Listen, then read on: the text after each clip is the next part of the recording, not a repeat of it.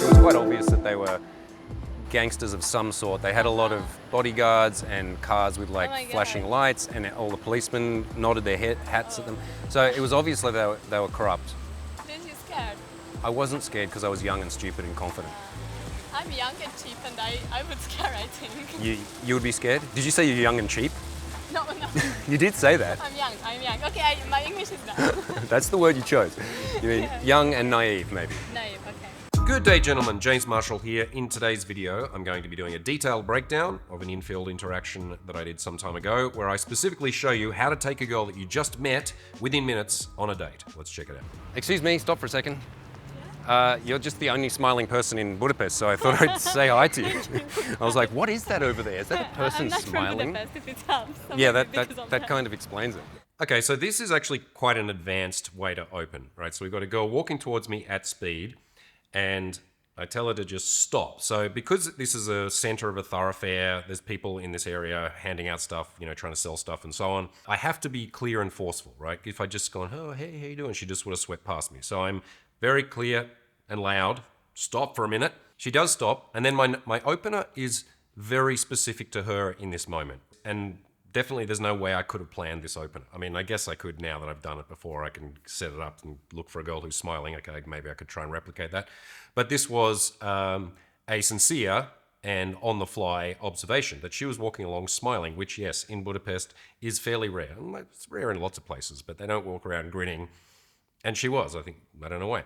So me noticing that and immediately then turning and walking with her, she breaks into laughter, right? So instantly within a few seconds, I've gone from abruptly stopping her to giving her a very unique compliment, which also kind of sneakily sets her apart from everyone else in the city, right? So it's like, you're the smiley girl and everyone else sucks, right? So it is a very, powerful compliment. I turn and I walk with her and we're in the interaction. I felt like there was something wrong, like there was a glitch in the matrix. I was like, so you better keep that smile. You've got to be careful with smiling around here. I have to hide it. No, it's nice actually. It was quite nice to see. Yeah, what's your name? We continue with a little bit of banter about that she's a smiley girl and people don't smile. Now, you're going to see this a number of times in this interaction where I do a bit of a joke, and I think it's pretty funny, and the girl laughs. And then when it's time to finish the joke and just move on to something else, I do that, right? Because a very common problem that happens with guys who are trying to be cocky, funny, do witty banter, is they get on a thing, says, oh, you're the smiley girl. Yeah, I'm the smiley girl. Haha, yeah, well, I guess, you've got to be careful around here with the smiles. And she's like, yeah. And you're like, oh, I don't know if I can trust you with that smile. And I keep laying it on for another 2 or 3 jokes. Then it becomes really, really lame. So you see, we have this little bit of banter about that she's smiley and so on. And then I switch to introducing myself. No, it's nice actually. It was quite nice to see. Yeah, what's your name? How you doing? I'm James. Hi. Where are you from? I'm Australian. Australia, wow. Yeah. That's far. It is about as far away as you can get, more or less, except for Antarctica or New Zealand, maybe. So what are you doing here? I actually live here more or less in Budapest. Yeah, I've been here on and off for the last 8 years. So I haven't lived in Australia a long time. Why did you choose Budapest if nobody's smiling here? Well, I don't smile that much either. So you don't, sorry. I do then like. I want, No. It's not. I'm not prejudiced against smilers. I just do like 5 or 6 a day, maybe. Okay. Yeah. So you counted. Yeah. Okay. See that? Okay. Yeah. So you got one. That's Now I've used up. okay. I've used. I think I used I'm up 2 sorry, with you. So I'm running out. Among other things, this video is a masterclass for women on how to be a good conversationalist. So straight away, and she gets better, right? So I'm very impressed with this lady. She's curious. She immediately starts asking me questions, and then she does a little bit of callback humor. That's fine. I wouldn't have done it, going like, oh, by the way, it's because I don't smile. Remember that joke? But she does, right? She calls it back. Now, that's great, because now, within whatever this is, a minute and 20 seconds, we now have a shared language of humor, right? So I've stated a joke early on, and then a minute later, she's called it back. And then I do a bit of self-deprecation, right? I'm not like, she's kind of, you could say, gently teasing me. Good. I want a girl to gently tease me, and I want to do it to her, because that starts to create sexual tension. That's creating, sparks. So when, I'm like, oh, I don't have to smile very often, and, I only have 3 a day, and I've used them up. Now, honestly, have I said that before? Yeah, I've done this bit a few times before, because yes, everyone knows that James Marshall doesn't smile. Ow. and I look a bit scary or whatever, but I'm actually kind of a goofy, nice guy, and that's one of those things. So I have used that routine before, let's say. No, why did I move here? Because I like it. It's central. It's easy for me to get anywhere in Europe. My grandmother was a Hungarian, believe it or not. Yeah. Wow. She lived over in the 7th district. Ah, that's nice. Yeah. And so you said you're not from Budapest? Once again, I switch away from the jokes that we were doing, the callback humor, and then I just go back into straight man, right? Where it's like, why am I actually in this city and so on. Okay, it's just average, it's just get to know you basics. And then I switch it back to her. No, but I'm from Hungary. Yes, I know with a live in- name like that's definitely a... Is it a Hungarian name? Totally. Yeah, I don't know. Usually the people say like the word English, like. I? Exactly. So, I know the one. I, right? Is your name? Yeah. Yeah. Yeah, I've heard that name before. Yeah. But I'm from Pécs. It's in the south. I actually did go to Pécs once. Really? Yeah, with my mother, we went there just to see it. Ah, yeah. It's a university town, right? Yeah. And you're studying there or what? I'm not studying there. I'm studying in Szeged. Okay. Do you know that? Yes, I know Szeged. Yeah. And are you enjoying it? Studying? Yeah, I don't know. Is it No, I important just- or you're just doing it because you have to? Or? So now we've gone from the initial spike of emotion with the jokes and the surprise at the beginning, and now we're settling into what appears to be kind of a boring part of the conversation. And let's say it is, for anyone sitting watching it on the internet going, come on, James, do more jokes or flirting. Yeah, sure, we'll get to that. But this is good because now we're into basic rapport. I'm just phoning out basic facts. This is both logistical in terms of finding out where does she live, and quickly we realise that she doesn't live in Budapest. She lives in a city some ways away. Okay, she's a student, da-da-da. Now, this could easily go into a boring uncle conversation where I'm like, oh, yes, and what are you studying, and how long have you been doing that for, and which faculty is that, and what's the, like just going on details. But instead, I could get enough little factoids, and then I move into the personal, right? So this is, one of my most important aspects of teaching in terms of conversation is we source details or facts so that we can get to feelings and processes. Right? If we just collect lots and lots of facts about a girl, even if we say it in, our delivery is great and we're kind of charming about it, we're just collecting information. We're not finding about how she relates to that information. Right. So without even asking her what she does, what she's studying specifically, like, well, are you enjoying it or are you just doing it because you have to? I just made a pause actually in this half year. So right now I'm working in a hospital. I just come back to Nepal. You just came back from Nepal? Yeah. Wow. I met here a Nepalian friend. That's why I'm here right now. And Okay, cool. Yeah. So were you hiking in Nepal or are you in I Kathmandu or volunteered. like in an orphanage or something? Or No, in Kathmandu, in not good area, like a poor slum kids kind of area or something? Yeah. Oh, well, that's very nice of you. Yeah, it was fun actually. So Yeah, when you can have fun whilst helping people. yeah. But it's neat, and not everybody does that. Lots of people just do selfish things, so that means you must be a Thank you. must be a good person, or at least pretending to be. Yeah, at least I pretend. I Yeah. think it's Well, you fooled me. I find out quickly she's on a pause from the study, and then she drops the thing that she's been volunteering in Nepal in an orphanage. Okay, cool. So I dig a few questions here. Be aware of the tendency, and I know I do this from time to time as well, but the tendency when a girl says a factoid, like about a place that or a thing that you know about, or you know someone who went there, or I've actually got two of my closest friends, Surya and Karuna, are from Nepal, and I could have told her that, and go, oh, I got some friends from Nepal, and and I know about the food and the momos, and and how their crown prince machine gunned the entire royal family to death some years ago, like the most insane Scarface shit ever. Should I have told her that? No. It's like, okay, cool. She's the expert on Nepal. She's been there. She's done the thing. So I'm just drawing information out. Now, we find out that she's there volunteering, giving her time to help people. And so I compliment her on that. This is qualification, right? She's revealed some aspect of herself which is a good quality. I think so. And so I'm validating her. And she's then kind of, kind of doesn't fully accept the compliment. So it was actually kind of fun. Well, I'm like, well, you can have fun and help people. Like lots of people just do selfish shit. So I'm differentiating her again from the smiley people and the rest of her smiley and the rest of Budapest. Her kind and generous, the rest of them evil and selfish cunts. I'm showing that I see that this is a unique and gifted or special person. You fooled me with the smiling and with the charity work. Oh, thank you. So I think you're a nice person. Then I made to write this acting things, Yeah. I guess. I want to be fooled. I'd rather believe that's the truth. This girl can banter, right? So we do the serious thing or the personal thing of that she's a good person and so on. But then I gently tease her, or you're pretending to be and I want to be fooled, and she plays along with that. Okay, cool. This is little role-playing banter. Again, we've got to be careful with this. You've got to look at the timing in this kind of thing. Some guys who are kind of creative or improvisational overload on this stuff. Most guys don't do any at all. They barely ever attempt improvisation or teasing or having a joke with a girl. It's more advanced. It's more risky in the sense that it can bomb, right? I can be like, women, am I right? Crickets. Just like, you drop something that's not funny. Okay, whatever that happens, you can just move past that. But if I don't do that and I just have a pleasant conversation, can it work? Yeah, of course. You've seen many interactions with me where I just have a chat and get to know the girl and do a bit of qualifying and a bit of connecting and then ask her out and it can work. Yeah, sure. But if we want to, especially with a girl like this, she's young, she's enthusiastic, she's creative, she's playful.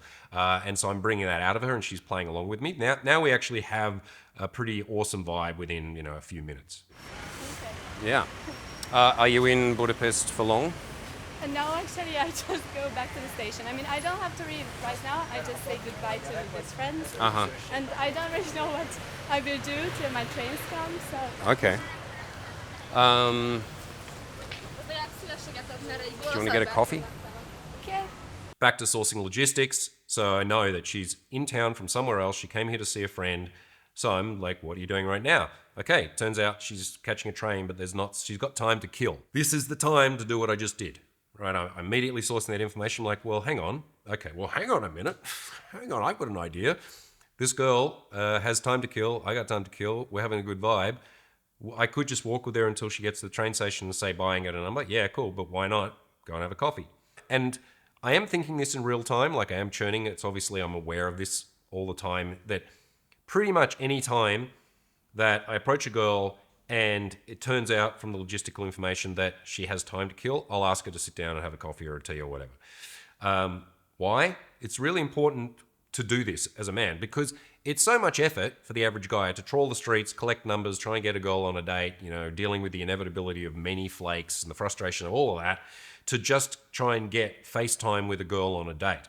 And especially for guys that don't have lots of experiences on dates, you need to clock up hours there, right? And this can become a problem with the beginner is that they start, if they're doing it well, or if they're out there being proactive, is they clock up their hours with the first 5 to 10 minutes of the interactions, the approach itself, but then, maybe only 1 in 10 of those or, something like that ends up in actually meeting the girl. And then, how many of those actually end up in bed? Well, that depends on your skill level, of course.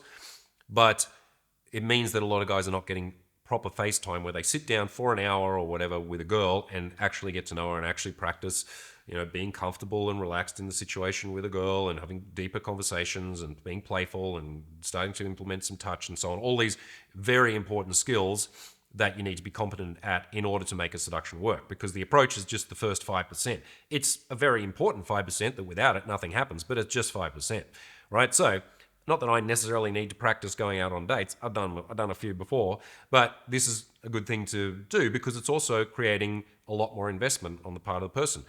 A girl can chat to you for 5 minutes on the street, give you her Instagram, and it costs her nothing, and it's she's not invested in almost anything in you, and so it's very easy to just throw that away.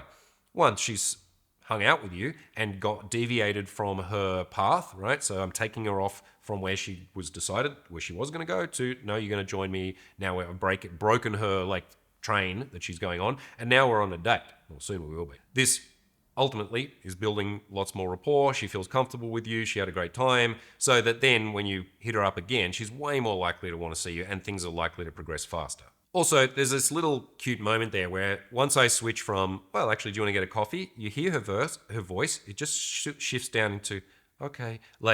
She knows now in that moment, it was like, we're having a nice conversation with some random stranger to he's asking me out. And so it's kind of cute and I think sexy that she's suddenly realizes that. And then she's like, okay, we can go on a date. Do you want to get a coffee? Okay. I think there's a good coffee place just up here on the road. Actually, My Little Melbourne is where? Over here. You know My Little Melbourne? In my opinion, it's the best coffee in town. Okay, that's It's like Australian themed, and Australians are famous for their good coffee.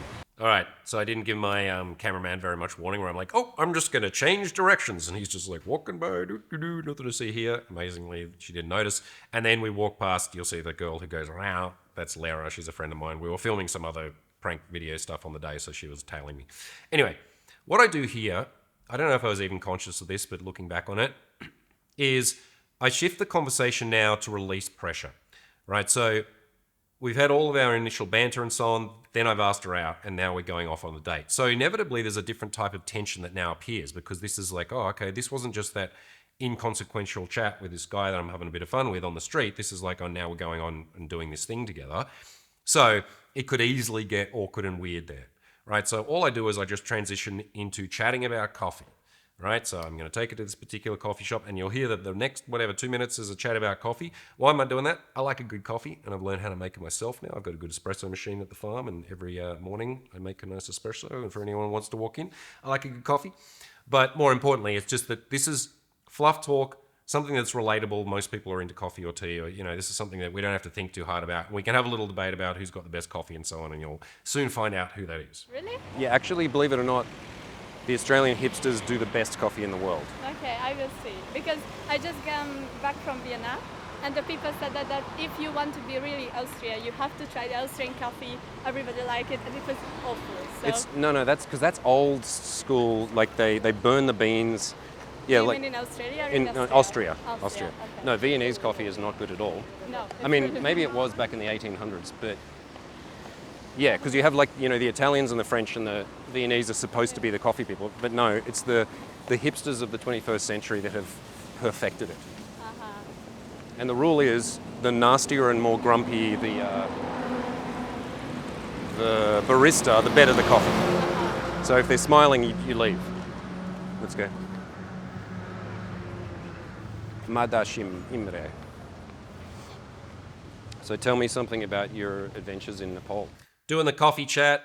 Turns out the Aussies are the best coffee makers in the world. Debated in the comments below if you like. I said my little joke about how it's got to be the barista has to be really grumpy, and she didn't pick up on it. Which I'm like, come on, it's an okay joke. She didn't fucking do anything. She didn't smile or anything. No, she just didn't pick up on that. So I didn't press on it. I didn't keep going. How about and this one over here is very grumpy. It's just like, all right, put that out. She didn't hear it or she didn't think it was funny or whatever. And then I said, come this way, right? So I'm physically leading her without touching her. And then, okay, now we've done that fluff talk about coffee. Now I'm going to shift back. This is called signposting, essentially. Well, that's what I call it. Call it right now. As I'm having a conversation with a girl, I'm aware of the topics that we picked up on along the way. And inevitably, or often in a conversation, you start a bit of a topic. We started chatting about her work in Nepal, and then we got derailed by something else, by going off on the date. All right, I've signposted. That's a big topic, right? Like, she's a young girl who's just come back from months volunteering in Nepal. That's probably the most interesting thing that's gone on in her life recently, and the thing that's most evocative and changed her and so on. So I'm going to loop back around and pick up where we left off with that. In Nepal? Yeah. I volunteered in schools where the most of the people or the kids doesn't have a mother or a father or a home. Right. So yeah, it was nice. It was my first time not to go to the west. Like, I was in the north, I was in the west, I was in the south, but I've never been Of Nepal? No, You mean the world? in In the world, right. I thought, wow, you really know Nepal if you're like, I usually am a northern Nepal No. or a western Nepal. No. Right, so your first time in Asia and First time eastern countries. In real Asia. I was in Israel, but it's more western. Yeah. Hungary, For sure. I spent a lot of time in Asia. Really? Yeah, Where were you? almost everywhere, but I studied martial arts and Buddhism in China and India. Oh, did you? Wow. Yeah. And Didn't you come to Nepal though? Because actually, there Nepal's was... the only one I haven't been to. I've been to India, I've been to Malaysia, Thailand, Laos, Oh wow. Cambodia, Hong Kong, Oh my Indonesia. Because it's pretty close to Australia, to get to Asia is God. not Yeah. so. There were a lot of Australians. Yeah. Yeah. Australians, they usually, they'll travel for a long time when they travel. And often they'll start in Bali, go Thailand. If they're more hippies, they'll go to Nepal. Yeah. One of the top 2 or 3 issues that come up with guys in conversation when I'm teaching them, initially there's all sorts of stuff, but once we've sorted out the basics, they tend to become okay at doing what I've done here initially, which is asking questions or detailed questions initially, and then personal questions, and then drawing something out of the woman. Okay, this is cool. You have to do that. This is how you get to know somebody. Then what I need to do is I need to relate or comment or offer something back, right? So often this is the sticking point when I'm teaching guys in the first couple of days, is that they just find it really difficult to speak about themselves. Why is that? I think a lot of times, I mean, Americans tend to be better at it than other people. Guys are a bit more humble, or they think when people ask them to talk about themselves, they just think in terms of rank, file, serial number, like, name, location, job. They're not thinking evocatively. They haven't really practiced their pitch on who they are and what they like to do, which is something you should do. You can practice that in the mirror. So what I'm doing here is I'm taking the information about her travels in Asia, and then I offer stuff about myself, right? I'm throwing out a bunch of different things, and she's picking up on them, right? So again, she is a good conversationalist, and she's invested, or she wants to be here and do this. It's good to note this, because sometimes when you're out grinding in field, you may think the problem is all you. I mean, there's definitely problems with you. There's things you need to do better, to be honest, Gerald. But a lot of the time, it's also just that the girl's boring or doesn't put in any effort, right? So part of the rolling the dice of this is going out and meet enough girls where you meet a girl who's a yes girl, who's like interested, who's ready to vibe and ready to play, and she is, right? So now we have a good exchange of information and feelings and topics as opposed to an interrogation. So you weren't hippie enough to go to Nepal? I used to be very much a hippie.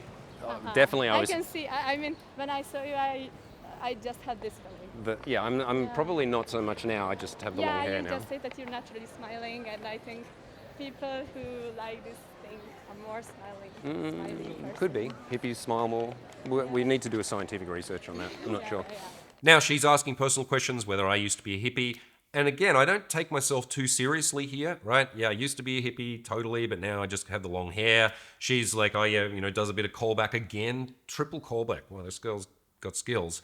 So that I don't smile and hippies don't smile. And I was thinking, is that really true? And then I thought, well, we'll have to put it to science to test that. All right, so again, this is just fun banter.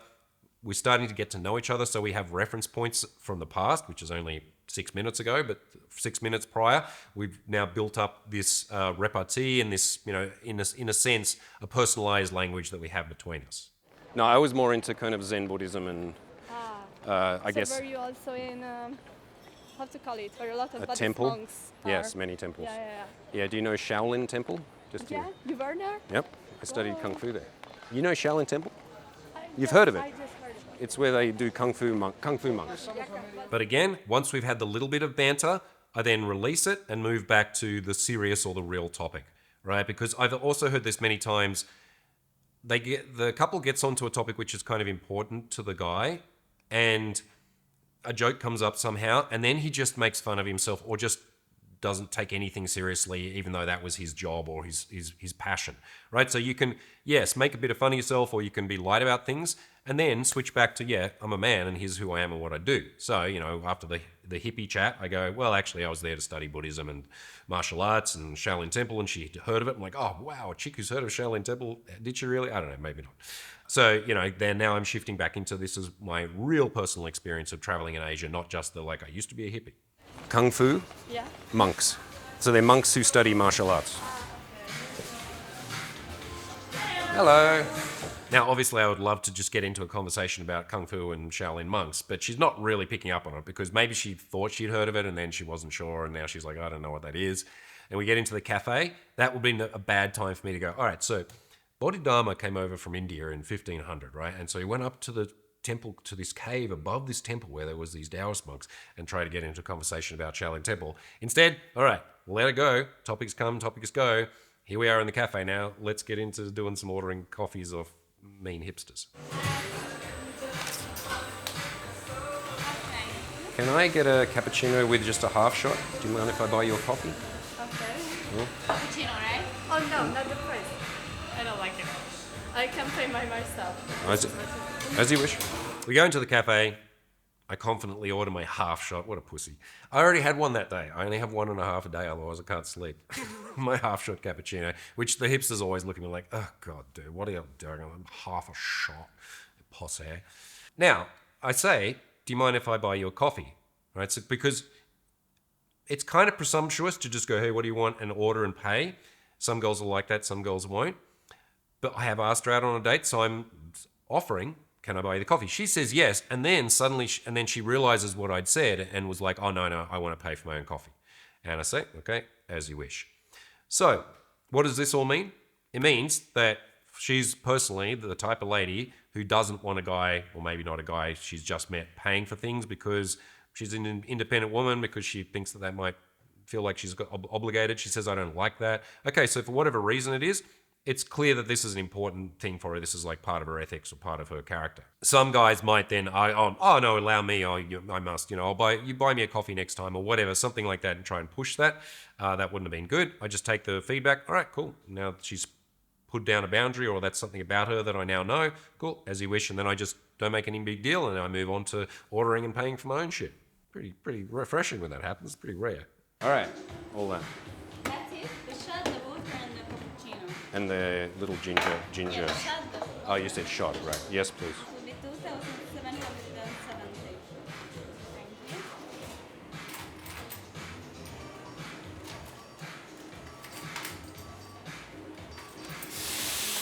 Thank you. Thank you. I was on my farm recently, and I have a farm in Portugal. I order first and two. Thank you.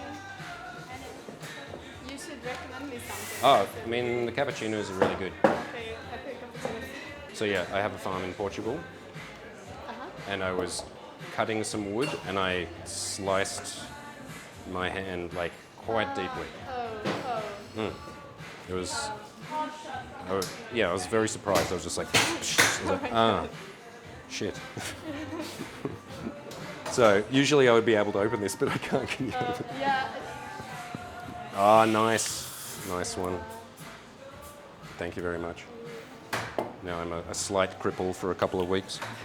Faffing around, doing the orders. I start to tell a story, right?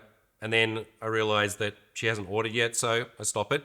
Be aware of that. There's a time and a place to launch into a story when she's in the middle of ordering is not it. So I'm like, oh, actually, order your coffee. She says you should recommend me something. What was that? I don't know. Her being like, do a bit more leading. I kind of like that. I was like, oh, how about a cappuccino? I don't know, whatever that was. And then I go into my story because maybe you can't see it there, but basically I had this cut here, which I'd sawed my thumb nearly half off when I was doing some pruning on my farm. And so it was all bandaged up at the time. Can you see it? Trust me, it was there. And it just gleamed through. I'm like just pouring blood down as I'm looking at it going, oh dear, Dennis, help. So here, what do? Is I cheekily hand her my San Pellegrino sparkling water and ask her to open it because I can't really. I probably could, but I just get her to open it. Right, so this is an interesting role reversal. What does it show? I mean, you can't plan this. It's just a thing that's happening in flow. I'm not thinking this tactically like I'll do this in order to have this effect. It's ultimately this all comes down to a man who's relaxed and confident and leading things in general can deviate and go off on different tangents and can have fun and can make fun of himself or switch roles around once in a while because that's interesting, right? So these are all kind of more advanced elements that become intuitive over time. Again, I'm tactically breaking it down in retrospect, but I wasn't thinking that consciously at the time. But it's a cool thing. She opens it. I'm like, nice, because she's strong enough to open the thing. And then I make a joke about myself, how I'm a temporary cripple.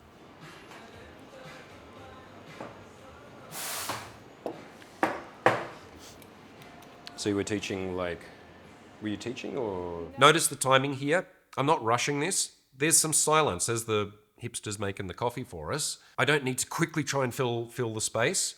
But if I just sat there for the whole time, for the whole 3 minutes while they're making the coffees and said nothing, okay, that's moving more into negative pressure. So I'm just chilling. I leave some space and then I'm like, all right, so let's loop back around again, signpost to that topic. I drop my voice here, right? I'm talking quieter, so is she, because I don't want to be booming in the cafe so that she feels comfortable. And then we go getting back into personal conversation. Now, I thought that I will go there and I will teach English or something. But then it's like till 4 years old. This is going to be a half shot Okay. and 1 shot. Cool, thank you very much. Thank you.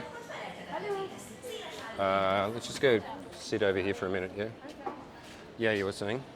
Once again, taking leadership, she starts to tell her story. The coffee's come. All right, let's do that. Then I tell her where we're going to go. Let's go over and sit down here, as you were saying, and then we get back into the conversation, right? So this is seamlessly moving from points where essentially she is continually complying to my request to join me on this journey, right? And there's these little micro points where I need to take a little bit of leadership just to keep the flow moving. The kids there from 4 years old, they are start to study, like learning the letters, learning counting and everything. So I was there, make some fun with them because the parents don't play with them, teachers don't play with them, so I was playing with them. Oh, so you basically just got to play with cute kids all day. Yeah, but I also had to learn, like it was playing and learning in the same times because I thought that it will be just playing or just learning, but they think that you always have to learn something. So if you are 4 years old, in Nepal you already have homework. Really? Yeah. Oh, that's intense. I don't remember getting any homework at that age.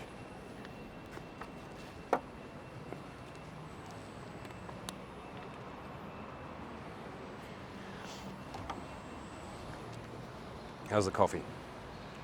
Better than the Austrian one. For sure. I mean, I don't think there's actual Australians there. I think someone went to Australia and then saw how good it was and ripped off the general Australian idea. To be honest, I can't feel the differences between the Hungarian and the Australian. Right. Well, maybe I'm just That's a coffee snob.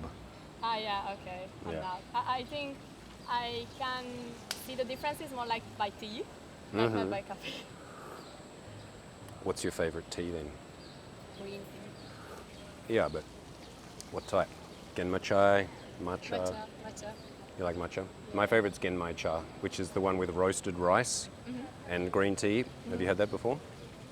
It's Okay, kind of maybe savory. I'm not a snob, I think. Well, I mean, I'd spent a lot of time in Asia, so yeah. I drank a lot of tea in a lot of different countries. This little micro exchange is a good example of qualifying, right? So we're talking about coffee, and then she's like, I can't really tell the difference. I'm more of a tea person. And then I'm like, what type of tea? She's like, green. I'm like, yeah, but what type of green tea? Because there's a genmai chai, you're talking a matcha, whatever was the other ones. My brother has like 30 different green teas. I know too.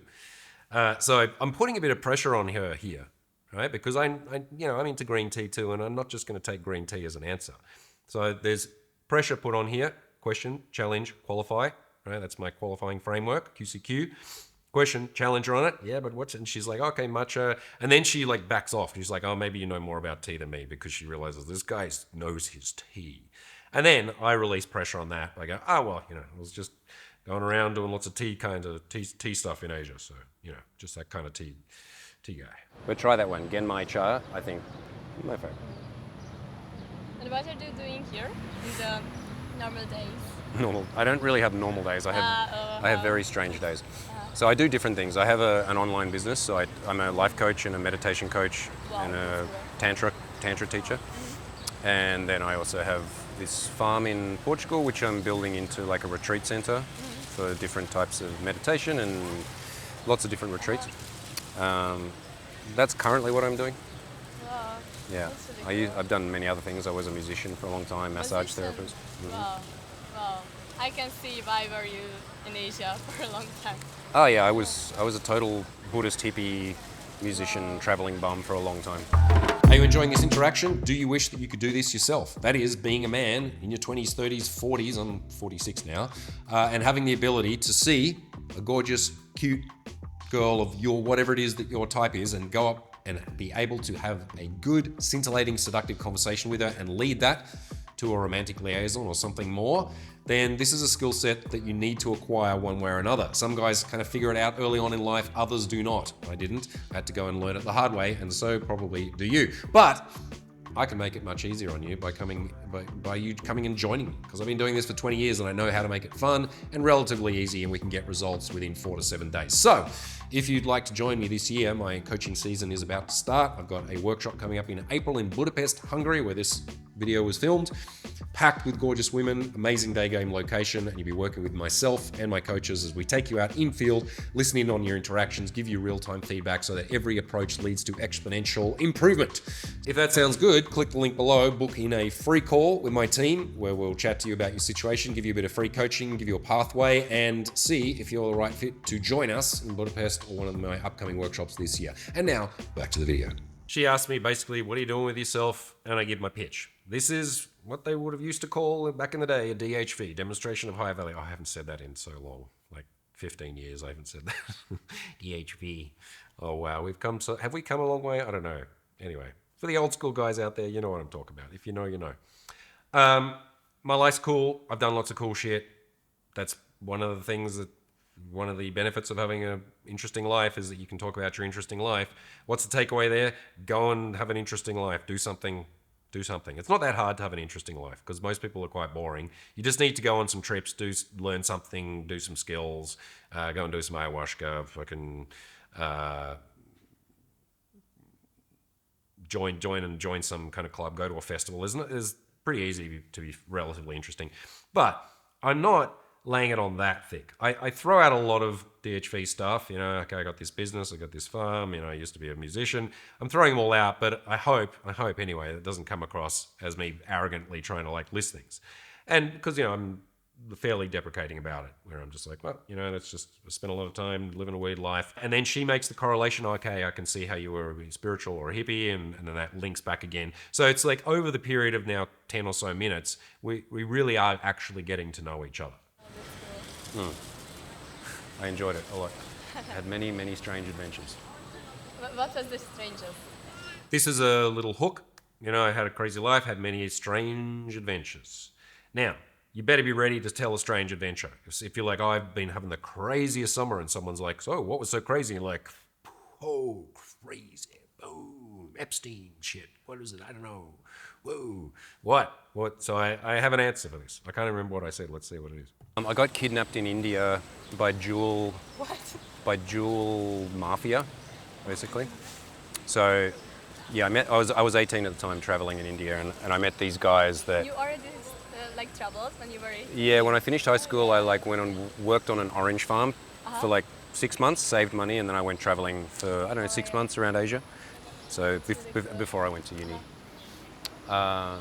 So I met these very charming Indian. I thought they were jewelry makers or whatever, but they were actually gangsters, and I didn't really realize. Oh my God. And so they became my friends, and they moved me into their house. They took me to parties, they gave me opium, they bought me clothes, they were treating me really well. I was having a great time partying with them. And then I was helping them meet other foreigners. But what I didn't realize is that they had called my father in Australia and told him that they would kill me if he didn't send money. Oh my God. And so I was kidnapped, but I was having a really good time. Oh, then it's more a bad story for your father and not for you. Well, yes, it was definitely a bad story for him. And then when I came home and he told me, I was like, oh. Right, yeah, that does make sense why they were being so friendly to me. Yeah, okay. And did your father pay it? I'm still here. And how much He didn't tell me. I think it was quite a lot. Oh my God. I think the price of an Australian 18-year-old boy at that time was quite a lot. What is the going rate for an 18-year-old Australian boy these days? Hard to say. I haven't looked into it recently. This is a true story. I've told this story countless times, and I have about 6 different variations on it. They're all true, but this is the shortest version of it, right? There's longer versions where there's all these different characters, and there's this opium-fueled party, and there's these Austrian girls that I hustle to join the jewelry smuggling ring, and then realize that I can't do this, and so I help them to escape in the dead of night. And there's a whole other side story where I travel back to Australia with a bunch of fake jewelry strapped to me, and then I take it into a jeweler in Sydney, and I go, "What's that?" And they go, "That's glass, mate." And I'm like, "Oh fuck, glass isn't diamonds." There's lots more lore in this story, but this is a short version of it, and I'm hitting deliberate points in it. It's kind of wacky situation. There's hints of danger and adventure, and then there was the bit where basically my father was extorted in order to stop me from being murdered. True story. Still don't know how much it was. Probably a lot. How much does an 18-year-old boy cost? Not sure. So yes, I believe he did pay, and he hasn't told me, but I'm still here. So did I learn my lesson? I don't know. Maybe not. Yeah, because... But what kind of lesson is this? Don't be kind with kind Indian people, or what? Well, it was pretty obvious that they were dodgy. You don't know this word dodgy? Fuck, it's so hard to translate it. It just means... It doesn't mean bad necessarily. It means people who are up to no good, let's say. It was quite obvious that they were gangsters of some sort. They had a lot of bodyguards and cars with like Oh my God. flashing lights, and all the policemen nodded their hats at them. So it was obviously they were corrupt. Did you scared? I wasn't scared because I was young and stupid and confident. I'm young and cheap, and I would scare, I think. You would be scared? Did you say you're young and cheap? No. You did say that. I'm young. Okay, my English is bad. That's the word you chose. You mean young and naive, maybe? Naive, okay. Yeah. All right, bit of fun here. So she says, I am young and cheap and I would be scared. So I call this out, right? This is where she's made a mistake and said that she's young and cheap. Obviously, I know that she doesn't mean that, but I call it out because it's a fun thing to do. I'm teasing her, right? And so she spins around, she's laughing. No, I'm young. And I'm like, you mean young and naive? She's like, yes. I'm like, excellent. Yes, I was naive, and I thought I was more in control of things than I was. You know, that kind of confidence I used to have. Little moment there where I'm basically explaining my character arc, that once upon a time I used to be young and dumb and too confident and thinking that I had control over things that I didn't. And now I've matured so that I'm not that anymore. I'm still a confident man, but I now understand, you know, my limitations, or that the world doesn't revolve around me. So it's showing a growth in maturity. And there was a lot more to the story. Like we had a lot of fun actually. We had some crazy parties, and opium is a really interesting drug I never thought I would try. So. Opium is a hell of a drug. Right, so now I'm just continuing to I've said the story, we've sealed it off, she's interested and she's asking questions about it, right? So then I dive back in and giving some other aspects of the anecdotes. If she'd just been like, cool story, bro, whatever, I've heard that one before, I'm like, really? Then I would have moved on, but she wants to engage, so now we can pull apart the story a bit, and now I'm going to tell her what it's like to eat opium. Opium is like this? No, opium is what they eventually use to make heroin, but it's what they cut out of the poppy, and so it's like a black sap, and so you can just eat it. I just ate it. But it's the one that back in China they used to smoke. So it's like it's an opioid. Yeah. It's like soft heroin, I guess. So I never tried heroin, but Yeah, that's what I wanted no, to I never ask. did that. But once I'm like, opium, that's what fucking writers in the 18th century used to take. Yes, please. And it was good. I must admit. It just makes you kind of all floppy, and your body feels really good. Your mind is normal, but you can't move very much.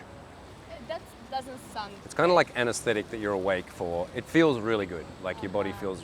I mean, there's a reason why people get addicted to it. I only did it once. I was like, oh, that was good. I'm not doing that again. Little drug story. Now, I'm not saying you should necessarily go out and take opium and ayahuasca to become a more interesting person, but it wouldn't hurt. Little drug anecdote, but sealed off with not the, and then I went on the hammer and then I've been on smack ever since. Like that wouldn't have been a fun ending to that story. And then where I say, actually, have you got $1? That wouldn't be fun. Although that would be fun as a joke. I could have done that and then reeled it back. But no, it's like that one time, and it is one time that I took opium in India, had a great time and thought, I'm not going to do that again because I'll probably end up becoming an opium junkie. And did you try other kind of drugs? Yes, pretty much all of them except for ones with needles. I've done a lot of psychedelics, like I went to the Amazon jungle to do ayahuasca. Have you heard of that? This is pills? It's a what?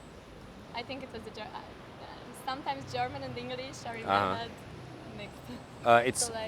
In the Amazon jungle. It's two plants. It's a vine and some leaves that they crush and they boil for 3 days, and then you drink this juice, which is the most disgusting, and it's extremely like the trip lasts for 10 hours or 12 hours. Oh my god! And we did that every second night for 3 weeks. Oh my god! Wow. You learn a lot. It's really intense. Wow. Yeah, we were right in the middle of the Amazon in just a hut, me and 6 people and the shaman. And you only eat 1 bowl of rice per day, that's all. And then in the evening you would drink the ayahuasca and then trip all night and then rest 1 day and then do it again. And it gets deeper and deeper each time. So you made it because you wanted to get to know yourself, or what was the reason? Or were you just curious? Both those things. Yeah, they're healing medicines. They're things that teach you through the plants. So it's not like a recreational drug. It's not necessarily fun. Sometimes it's fun. Sometimes it's really scary. Sometimes it's really confronting or emotional. But it digs deep into your psyche, into your subconscious, and it really helped, me resolve lots of things. It's very rapid, intense therapy. There's your download on ayahuasca if you're ever curious to find out about it. I think there's some important information there. It's clearly something that I'm interested in, which is shamanism and psychedelics. I've been doing them for many years and got lots of results and benefits out of them. And I'm telling her about it, right? But I'm building a story gradually here, right? Because sometimes when you have an objectively interesting experience, right? So I went to Zambia once to a private game park, which was owned by ex-Rhodesian military, and there was elephants that would walk by your garden. That's a true story in my life, but it's told really boringly, right? It's just literally like, there's a fact, there's a fact, there's a fact. They're kind of interesting facts where you're like, what, Zambia and some Rhodesian war criminal who's running the place? But I didn't get into any of that. I didn't give the stories or like explain what it was like being out on a canoe with the hippos right next to you and so on, which is what I would have done if I wanted to be evocative. All right, so here I'm starting to layer. I'm like explaining what ayahuasca is, how it's done, my experience of it, right? And then the way that it's personally affected and changed me. It's not just like, hey, I went and did drugs in the jungle once, cool story, huh? I mean, that's kind of it. But it's that, like, this has been part of my transformation. She then asked follow-up question. Did you do that to understand yourself? And she wants to know why, right? So now she's, again, being a good conversationalist and asking me personal questions. And this helps me then to go deeper and, reveal more about myself and this interesting experience I've had. And also crazy visions, like three-dimensional, as real as you look now is what sometimes it looks like. So Oh my God. it gets very intense. And when you do it day after day after day, it gets more and more strong. I can recommend it if you're interested in exploring the universe, but only with people that it's like, there's a lot of, let's say, bad shamans. So you need to find one that's actually ethical, let's say. Yeah. But it was a very cool experience. Because there's no electricity, no water, you're just living in this hut with the tarantulas when it rains, they would come inside and sit on the roof just above your head. Do you like tarantulas? What? Do you like tarantulas? Big spiders, the very big spider, tarantula. Oh, no. I thought you speak about rain. I said when it rains, the spiders come inside because they don't like the rain, so they just on the roof. And they're as big as my hand. They're not poisonous, but they are a bit aggressive. Uh-huh. She's like, I don't want to go to the Amazon. No, I mean, it could be really beautiful, but yeah. I mean, the jungle is fucking dangerous. Like, yeah, have you seen any wild animals? yes, Except the spiders? so many. Yeah, we saw sloths. You know, the ones with 3 toes, they move very slowly. It's an animal. No idea. It's an animal that hangs in a tree. It looks like a carpet, and it moves very slowly. You don't know this one? No, I don't even think that I know this animal. They're very cute. Look it up if sloth. Or koalas? Koalas are in Australia. No, these are Amazon jungles animals. Anyway, look it up later. They're very cute, but they're very smelly. We saw puma. We saw anaconda snakes. Lots of snakes. Lots of lizards. Monkeys. Manatees, which are like pink dolphins. In the Amazon River, they have literally freshwater pink dolphins. But the local people believe that they're like mermaids and they're dangerous because they seduce you to go into the river. So they're scared of them. But they're very cute. Continuing with my Amazon tales, right? And so I'm throwing out little anecdotes here and there to create a vivid picture of this experience as opposed to, again, just kind of randomly, like I was here for this many days and here's where we went and this was the schedule and so on. Right, so pulling out the thing about the tarantula. I've talked about that many times before because everyone has a reaction to tarantulas, especially girls. And then I've got photos I can show with me with tarantula next to and so on if I wanted to. Girls are spiders and feelings and so on. Yeah. Same thing with the pink dolphins. I did see pink dolphins, amazing creatures, just a pink dolphin in the middle of the river. But then there's a story attached to that, which I was told, I don't know if it's true or not, but I was told by someone there that the locals think that they're mermaids and so on, right? So this is, again, creating this vivid picture. Storytelling is an art form. It's not necessarily about how interesting the facts are. It's good if you've got cool facts, but if you're a good storyteller, you can craft an amazing story about toasting bread.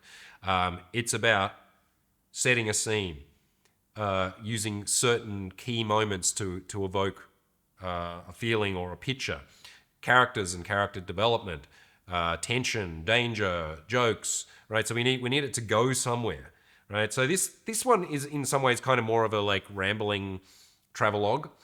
right? Where I'm not leading to a very specific point here in the story. I can tell many stories about being in the Amazon jungle, which would lead to a very specific, haha moment, or something that was exciting or dangerous or whatever. But here I'm just going to rambling, giving you a little vignettes to create the scene. So yeah, we saw lots of animals. That's so cool. It's wild. So you were basically in every continent in the world? Except for Antarctica, yes. Yeah, okay. I think I've been to, I don't know, 40 or 50 countries. I've been traveling since I was 18, so I travel a lot. Like, I don't stay in one place long. Around here, what I'm noting is maybe the only major mistake that I've made in this interaction, which is that this happens rarely where you find a girl who is really curious and is asking you more about her than you're asking about, no, you know what I'm trying to say. She asks more about you than you're trying to ask about her. It's really nice when it happens because you've got a girl who's just actually really engaging and curious and wants to know about you. Now, I think what's happening here is I'm getting a little bit lazy on that. I'm letting her now open most of the topics. Because I'm super chill and relaxed in this situation and we both got a good vibe, I don't feel the need to jump in and quickly make something happen. It's just like, okay, this has got a flow of its own. But as a result, in those pauses where a new topic is going to happen, she tends to be the one that then opens the question, opens the topic. So probably what I should have done now is probably getting a bit too much about me. And I should have just switched her over to like, okay, let's find out about her. Okay, maybe she hasn't traveled the world and done all the crazy shit I've done, but I need to, she has had an interesting life for a young lady. And so I should have switched that over into be more about her. Oh, that's really cool. I mean, since I went to Nepal and made this pose, I wasn't sure that I want to keep going with the university. Yeah. Because it's so much fun traveling. You can always go back. Like, you can have breaks and go back, although you might not. That's true, but it's also like my university takes 11 years. So it takes Why are a you lot. studying medicine or something? Yeah. All right. Okay, yeah. And you're committed to that? You want to be a doctor? Here we are, whatever it is, 20 minutes into the interaction, and now it's only now that I find out what she's studying, right? So if you think back, way back to the start of the interaction, we're walking down the street and she says she's a student, and I say, do you enjoy it? And then we get off onto some other tangents, right? It's only now that I'm coming around to actually finding that out. I didn't necessarily need to know that information. And wherever possible, we want to reduce the instances of doing the most predictable things. Within the first 5 minutes, most guys just hammer a girl with a bunch of fact-based questions. If they find out that she's studying, there's not a chance they won't ask what she's studying and how long she's been studying it for. That's just going to be the logical train, but I don't have to do that. She's a student, she's enjoying it. Oh, she's on a pause right now. She's doing other stuff. Okay, cool. That's where the conversation went. And now, 20 minutes later, we're sitting down and then we find out, oh, okay. And you notice that, I was just saying before, I should have made it more about her. Now we are, but that wasn't me. It was her. Right? So she's the one that volunteered because she's done James Marshall's conversational workshops and she's good at this apparently. That she just says, well, here's some stuff about me when I was in Nepal and this is what I want to take time off, but then I'm studying for 11 years and then it comes out that she's studying medicine. Yeah, that's the Okay. problem. I don't like to study these things, but I want to be a psychiatrist, so I have to. There's a problem because there's an 11-year piece in between you becoming a doctor and now that you have to do. Yeah, but I think the last few, they will be fun. But what I study right now, it's not fun. Yeah, because it kind of takes your entire life, right? Like you have to study so much doing medicine, Yeah. you kind of can't really have a life outside that. Yeah. That was Which why I is a problem when you're young and want to explore the world and have fun, right? Yeah, but I Well, I guess you have to have a certain level of detachment to be able to do the job. Do you know this word, detachment? Here I'm relating, right? So I find out she's studying medicine, takes 11 years, fuck, that's a long time. And then I'm commiserating or, relating to her situation, right? Which is that, okay, so you've got this conflict, which is that you're young and you want to explore the world and have adventures, but you've also committed to this 11-year span of studying and hardcore studying, not like the liberal arts degree I did a bit of, and that's going to take her life and so on, right? So I'm showing that I'm listening actually to her situation. I'm not jumping in and telling her what her life's going to be like, but I'm registering the information, processing it, flipping it around and telling her what I think. Now, then the camera cut for a minute or two while Adam was changing cards and we dropped back in. Like being able to be not too emotionally involved, let's say. If you're dealing with, I cut my finger, you have to go, all right, let's just do the job. I want to be a psychiatrist. I don't have What kind of? psychiatrist. A psychiatrist. How to say it? Psychiatrist? Psychiatrist. You mean someone who prescribes medication for psychological issues? Yeah. Okay. All right, So cool. I don't have to go to psychiatry. All right, you don't have to deal with blood Yeah. so much. All right, cool. And why psychiatry instead of psychology, for example? Find out that she's studying psychiatry, figuring out the details. Okay, this is the situation. Pause, and especially when I'm locked in a date, right? This is a date. I don't need to, and nor should I be filling all the silences. Silence is your friend when the girl is invested. If I go up to a random stranger on the street and I say, "Excuse me," and I put a silence in there for 9 seconds, that is actually a drill. I mean, we do drills that are similar to that, and amazingly, people just often stick around and just go, "Yeah," but they're also likely to go, "This is weird, I'm walking away." Because if I embed a lengthy silence when the person has no investment in me, they're just going to break the tension by leaving. But in a situation like this, she's not going to just get up and run away, probably not. So you see that everything is slow, my pace is slow. She tells pause. And then, okay, so why? Why did you study psychiatry instead of psychology? Right? So it shows that I'm also taking a moment to think, because I am. I'm like, all right, she told me she's studying that. All right, let's look into the why of that compared to something else she could be studying. My mother is a psychologist. These are You have to hard learn how words. to say the thing you're going to be. Yeah. She's a psychologist, Yeah. and you want to be a psychiatrist Yeah. to be Exactly. different. No, not because of that, but because I see, like, it's not really interesting being a psychologist. Oh, really? I think, yeah, you have to do a lot of paperwork, and most of the people who go to the psychologist, I think they are not that. It's not that hard. That's cool. Hang on, I might have a Sorry. tissue. You got excited. Here we go. So, No worries. Little chivalrous moment there, right? So she's basically explaining that she doesn't want to be a psychologist because the people are not crazy enough. I think is what she's saying, that she wants to be a psychiatrist because she gets to deal with the real hardcore cases. And as she's explaining, she goes like this and her coffee flies somewhere. All right, that's cute. Now, I don't go, right, quickly, let's just deal with this. I'm such a gentleman. I'll spill it on myself. None of that. I'm just like, all right, I got a tissue, because I always have a tissue. Always have a tissue in my pocket because I have a big snotty schnoz that I've been blowing all my life. And I had a fresh one, and I was so prepared. This was one of my ballerest moments ever.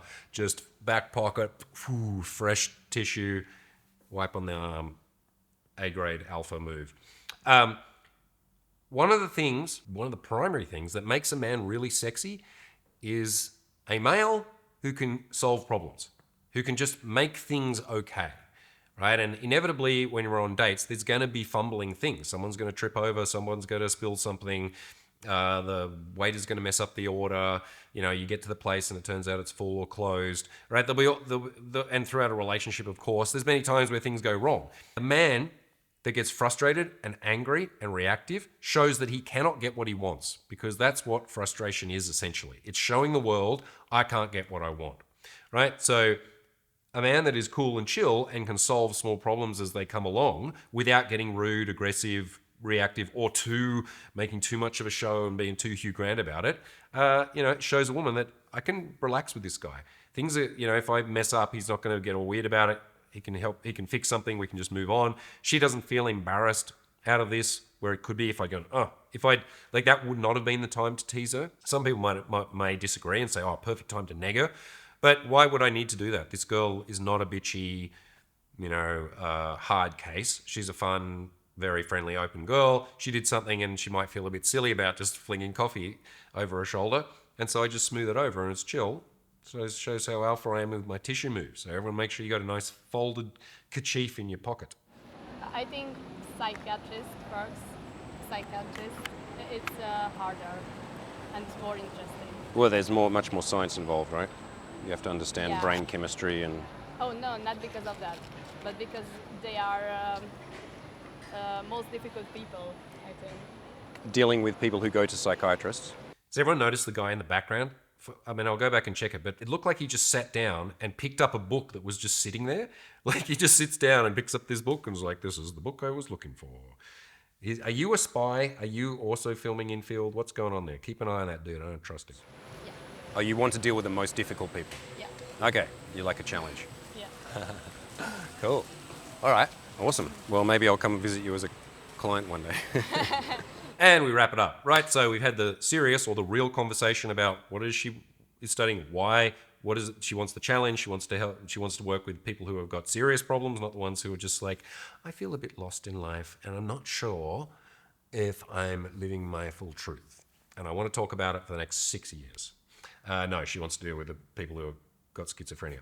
And then I wrap it up at the end by just doing a little funny joke about how maybe I'll come and avail of her services someday in the future, implication being that I'm crazy. Ha ha ha. Is that a joke? I don't know. Yeah, let's go. Okay, I have to go and meet some friends. Do you want to hang out another time when you're back in town? I don't know when I go back in town. I don't so know it's either. Okay. Well, let's exchange WhatsApps and Instagrams or something. Okay. I don't have Instagram. But Let's do I have WhatsApp. All right. I decide to wrap it up. We have had our date. It is 23 minutes into the interaction. Seems like a lifetime ago when I just went, stop, you've got a night, you're smiling. And now here we have been here in a very relaxed, deep, good rapport, fun, bantery interaction that's also gotten real. We've learned stuff about each other. We've gotten a vibe for each other. We have a kind of shared language now and a way that we interact. And I decide now's as good a time to wrap this up. And so I just go straight in. I don't need to go, well, so anyway, it's been really, I'd kind of be interested to hear more about Nepal. I'm just like, all right, well, you've been cool. Let's meet up sometime. She's like, I don't know when I'll be in town. And I'm solving problems. I don't know when I'll be back. Me neither. Let's do this thing. I don't have Instagram. Let's do WhatsApp. Cool. Solving problems, moving things forward. But I have a new phone number, so I don't know it. Okay, do you want to write mine in and then text me? Yeah, or I can just say it. Sorry, I don't, maybe I have something. Oh, excuse me. Oh, thank you very much. Thank you. Oh, thank you very much. Thank you. You're welcome. You too, have a good day. I don't pay much tax, so I pay my tax on the street. It's just my policy. Right, so a homeless dude comes over and asks for money. This is my actually my policy. I don't pay a lot of tax legally, and I think people on the street having a rough time. I don't give a shit if he's going to spend it on booze or opium or ayahuasca or whatever. And I do just have this attitude that I give money to buskers and beggars on the street because I feel like I should give something back. Anyway, that's my thing. So this moment happens. I hand him 500 forints. It's a note, but it's only like €2. What I don't want to, you don't want to, like, anything where you went to do this, like, to show how kind you are, is going to backfire, right? Like, there's movies with the scenes where the guy tries to save the puppy and then the puppy gets run over or whatever, you know, that kind of thing. It's going to backfire.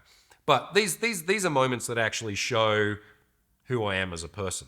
And when she says that's really nice, I don't go, oh, well, I'm glad you noticed, because I am pretty nice and a pretty good person. No, I'm just like, here's the facts of the matter, and, then we move on with it. Right, so yes, I'll write it in for you. This is my Portuguese number. Oh, that's not right. I will have a Portuguese number in my phone. Yeah, have you been to Portugal? No. It's really beautiful, really chilled out place. I really like being there. I just go there to relax and hang out in the countryside. Okay, text me on WhatsApp. And so you're going to go and catch your train soon? Dealing with the logistics of getting the number. She's got a new phone number. I'm writing it down. She's so cute. She's like, oh, I'll have a Portuguese number. That's so cute. And then I'm just riffing. Like, often when I am getting the number, I don't need to fill in space. Like, I can just get the number in. Sometimes guys feel like they need to be chatty the whole way through in case she runs away because this is a high pressure situation. She's about to give me the number. I better keep her mind busy so she keeps typing in numbers. But no, it's just, that's not necessary. Often I am just quiet while I'm doing the thing. But it makes sense. She's chatty. Oh, Portuguese number. Talk a little bit about Portugal. We can refer to that another day. Okay, cool, I got the number, and now I'm wrapping it up. All right, so what are you going to do now? Because this is me ending the situation, right? So it's like, okay, you're going to go off, I'm going to go off, we're going to finish the interaction. To be honest, I don't... Be honest. Yes, be honest. I think I will sometimes. I don't know when will it come. I will You'll buy just my ticket. play it by ear. Sorry? You'll go with the flow. Exactly. Cool. All right, well, yeah, I'm leaving next week. But anyway, I'll text you when I'm back in town if you happen to be around. Where will you go? Back to Portugal. My mother's visiting from Australia. Oh. So I'm going to hang out with her for a couple of weeks. Oh, that's so cool. Yeah, I'm excited to see Mum. Isn't it hard? But wait, how to do it? You go to just WhatsApp, open that, Yeah. and then you just go, I don't know this, I think here, and then look up my name. Did you save my name? Where is your name? Your name, yeah. Did you write my name down? Oh yeah, that's me. This is- Cool, and then just write hi or something, Okay. and then I'll You get can it. get an emoji if you want to. Yeah, I'll have an emoji. Very good sign that she's really interested, that this is not a flaky interaction, right? That at the end, she's asking, oh, what are you doing? You know, what are you doing in Portugal? Like, she's continuing to keep the conversation going. And then she's like, because she's not sure how to use the WhatsApp or whatever, she's like, is this right? So she's double checking with me. So we're getting it clear that she's writing in my number in. She texts me with an emoji. Cool. This is a solid close. All right, I'll shake hands with this hand because my other one's a bit fucked at the moment. Lovely to meet you. We'll see you soon. Meet you. Bye.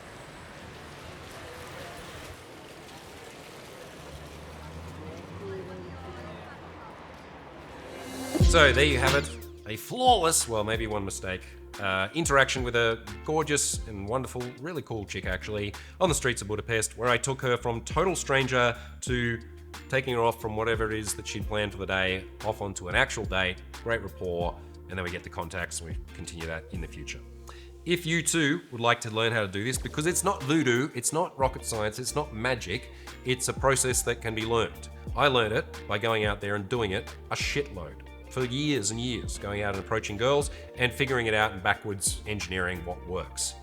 I've done that work for you over the past 20 years, and now you have the opportunity to fast track your personal growth and your dating skills with women by joining me on my upcoming workshop in April in Budapest, where I'll be myself and Gareth Jones and another coach who will be announced. We'll be leading a small group around these incredible streets, picking up gorgeous women, and you'll be listened to by myself and my team in real time on microphones, and we'll be giving you real-time feedback. You go and approach, we make you. You come back, we give you the feedback, we work on what needs to be improved, and then you go and you do it again. At the same time, learning inner game skills in order to keep yourself balanced, to get over the inevitable fears and jitters that come along with this process.